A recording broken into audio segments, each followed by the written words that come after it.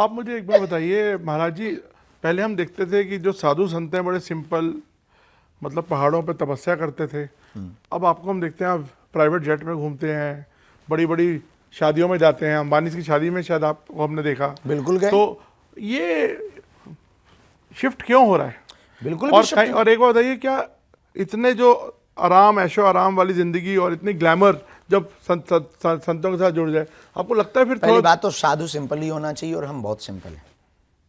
दूसरी बात, रही बात चार्टर्ड की, तो वो आपकी श्रद्धा है कि आप हमें चार्टर्ड पे लेके आए। आप बैलगाड़ी पे लेके आएंगे तो हम मना नहीं करेंगे। गए आप कभी बैलगाड़ी में कहीं? बिल्कुल गए हैं। और आपको हम कह दें कि एएनआई को हम एक वीडियो का विजुअल भेजना चाहते हैं कि जलगांव में जब हमारी कथा हुई है, वो कथा में जब पूरे में पानी भर गया है तो बैलगाड़ी से चल के गए, उसका वीडियो नेट पर डला हुआ है और कृपा करके वो जरूर देख लें।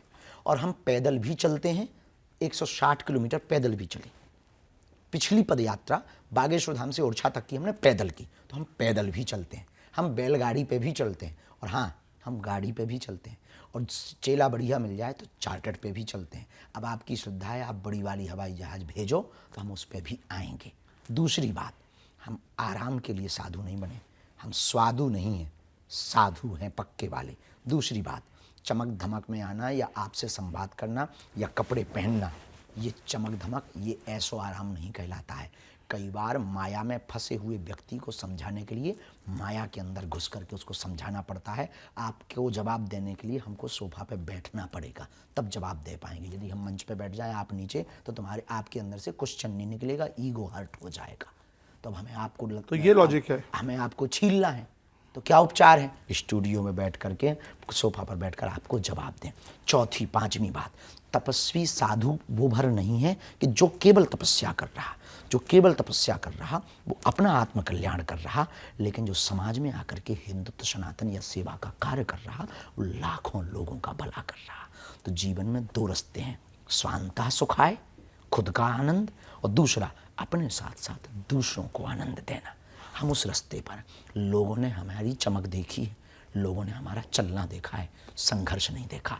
कितनी रातें हम सोते नहीं हैं, ये दिखाई नहीं पड़ता। कितने दिनों तक भोजन नहीं कर पाए, ये किसी ने नहीं देखा।